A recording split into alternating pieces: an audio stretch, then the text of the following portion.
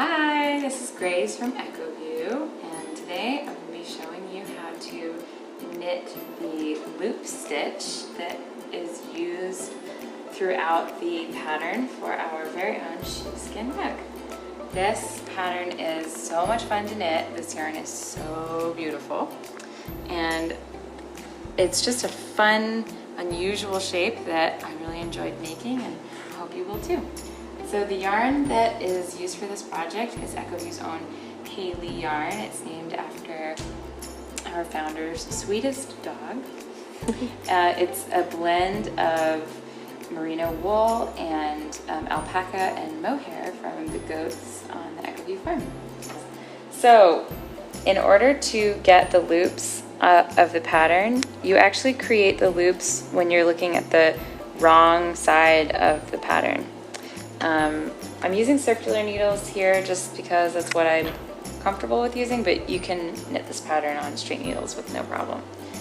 So this pattern is knit over a course of 4 rows, and you switch where you put the loop so that you're staggering it. So here it was on this stitch and that stitch, stitches 1 and 3. So for this row I'm going to be putting it on stitch 2. So I come in and I knit the first stitch, and then with the second stitch I come in, and then I use these 2 fingers to create the width of the loop. I take the yarn in my right hand and I wrap it over the top of the needle, over the back of my fingers, and then over the top of the needle again, and I pull it tight. So I've looped it twice around the needle.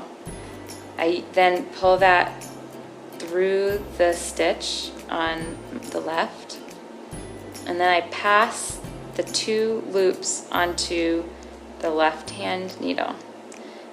Now I've got what looks like basically 3 stitches on the left hand and one, still just that normal one on the right. I knit all of these together. So it's basically just knit 2 together like you would normally and pass them off. And then I use my finger to just pull that loop tight, and that's it. It seems complicated and might take you a little while to kind of get the hang of it, but honestly, once you get the hang of it, it just kind of cruises. So then you knit the next stitch, just normal.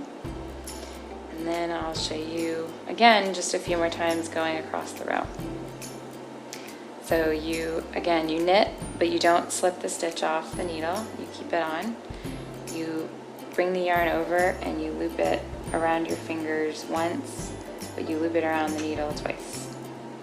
Then you pass those underneath your other stitch just like you normally would, but instead of sliding anything off your needle, you transfer those 2 onto the left hand needle, and then you knit them all together like that and slide it off the stitches. Okay, so I'm going to pick up the pace a little bit so you can just get the hang.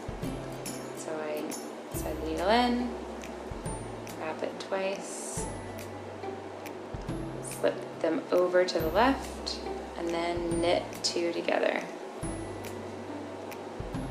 Pass it off, pull it tight, knit 1.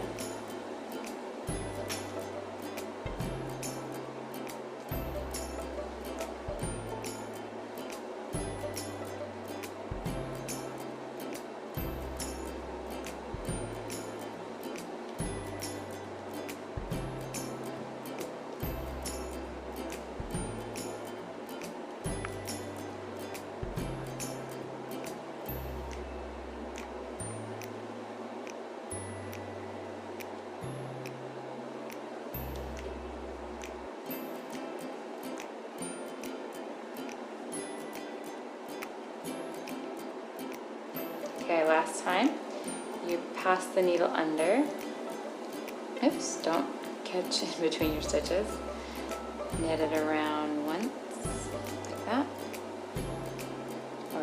loop it around once around your fingers and then a second time around the needle.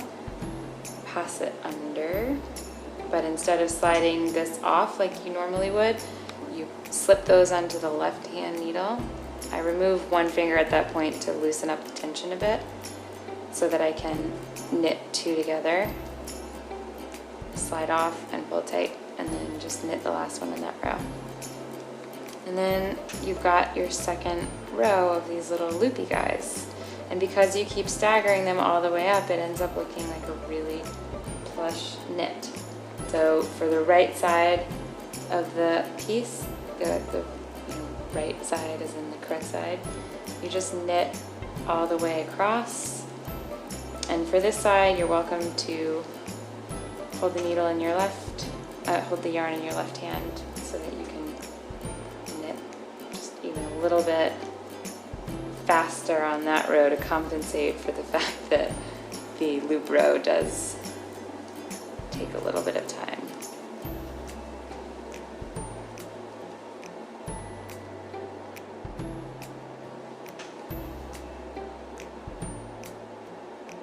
And that's that. And then I would turn it over, and on this side I would start with the loop on the outside, stagger, so stitches 1 and 3. Okay, that's it. Thank you, and I hope you guys have fun knitting this project. Bye!